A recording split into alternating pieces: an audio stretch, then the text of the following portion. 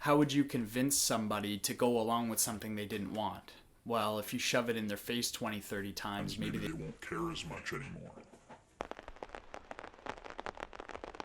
So I was at Best Buy yesterday looking for a gimbal for my phone.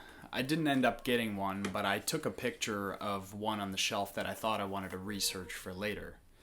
When I got home and opened up my phone to Facebook, I saw an ad for a gimbal, and I barely even looked. I just expected it to be there, to be fair. But it reminded me last night of how this used to be a big deal way back when, I don't know, 10 years ago. I can remember being in middle school screaming into my Alexa something random, waiting for it to appear on my phone. You used to see YouTube videos of people being outraged and testing it, just saying stuff to their TV or to their phone to try and get an ad to pop up.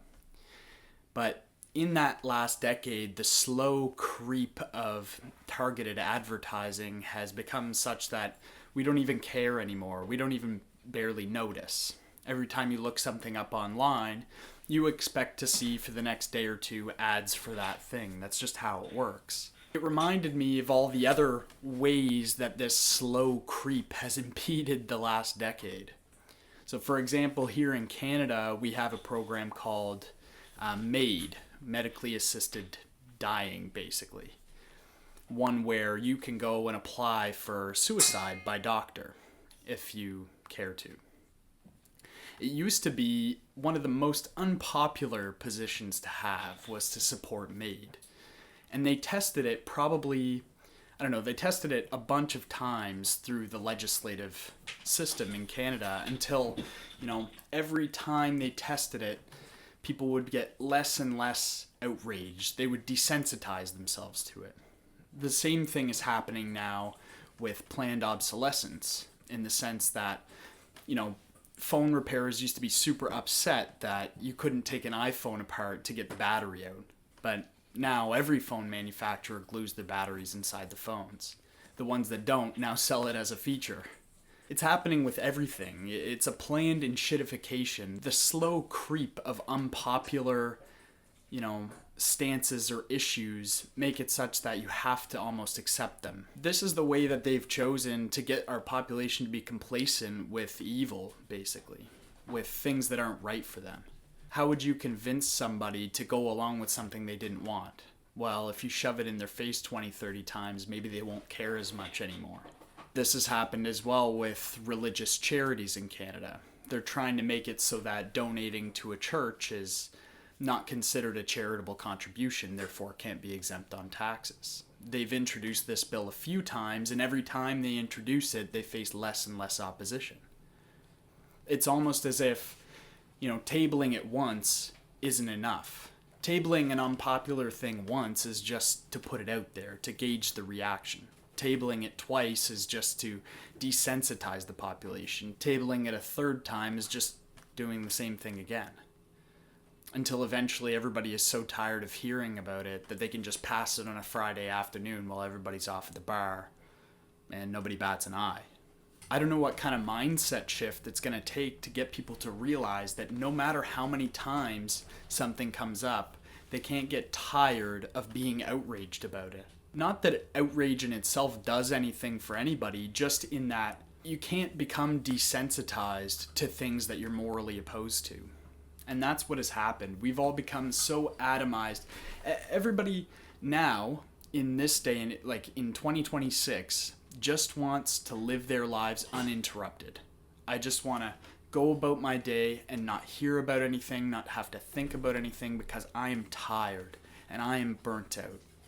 And that's exactly where the global system of control wants you to be. That's exactly where these multinational corporations want you to be. That's where these governments want you to be, is tired of hearing about it.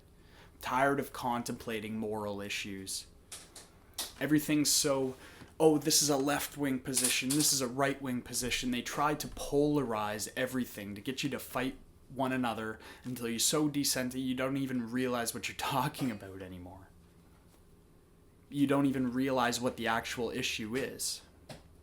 Medically assisted dying, I'm not a big fan. We're trying to get basically poor people to kill themselves legally. But it's been brought up so many times that, now it's like a talking point for somebody's YouTube video. Or targeted ads. You can walk into a Walmart. I'll play the video if I can find it. You can walk into a Walmart without your phone, pay cash for something, and Walmart will still have some record that you paid for that thing. Tell me how that's possible. They haven't released any information on how they're doing it, but theories are that they're tracking your face using their database, like an AI database, so the cameras see that you come, they know what you bought at the checkout, and they attribute it to your customer profile within their database system. Now, that, on one hand, that really freaks me out. On the other hand, that doesn't surprise me at all. It's this desensitization that we have to be so aware of. And I'm worried that if we keep going down this path, we'll run right into the hands of global control. They're killing our spirit. They're killing our agency for change. They're killing our drive for a simple and moral life. And they want you to feel like if you have a problem with homeless people, or you want people to have, accessible housing, you want people to have free healthcare, somehow that's left wing. But if you don't want, all of your tax money to go to immigrants, that's right wing. We need to come to a shared consensus on sensible opinion that has nothing to do with politics. The targeted ads, the medically assisted suicide, the charitable contributions are just small examples of an everyday creep that's coming into our lives and taking away all of the little, privacies. And it's hard. It's hard to even contemplate the ways that we've been tricked. Only within the last couple of decades would you have seen this type of exploitation. Because we haven't had the internet in this way. We haven't had technology in this way up until now. If you were to show somebody from a century ago all the different ways we're getting screwed, all the different ways, companies and governments were invading our everyday lives, they wouldn't even be able to comprehend the scale of it. They wouldn't be able to comprehend the technology behind it or how it's being exploited. If you try to explain these things in layman's terms, they either seem like the end of the world or like no big deal. But in reality, it's somewhere in between. It's a gross and evil self-interest that these companies are displaying in advertising this way. It's a gross and evil self-interest that these governments behave this way. That it's a popularity contest, that they pit people against one another. That the population can't find a sensible middle ground. It seems we're incapable now. It seems these issues are somehow political. Like, I'm not even sure if my channel will be taken as left or right wing, and I don't really care anymore. Somehow we are complacent with the slow creep of enshittification that's going on now. And I want to hear from you if you have any ideas on how we could possibly solve this issue. I think the best way to go about it would be to just stop using anything from these companies, to stop contributing as much as we can to their global system of commerce. But I'm not sure how we do it exactly. I'm still using a phone assembled halfway across the world, using software to edit and record from halfway across the world. If there was a phone built by somebody next door, I would buy that one. If there was software built by somebody next door, I'd buy that one. But how do you convince people? How do you convince people to learn the skills necessary to produce locally when it's so convenient and efficient to go out and buy from these massive corporations that take advantage of us? We allow them to take advantage of us because we're addicted to the simplicity of their product. We're addicted to the dopamine it gives us.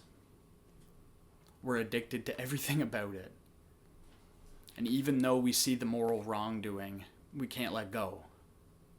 So please, talk to your friends and family about this. And tell me in the comments what you would do, or what you're going to do, or what you think I should do.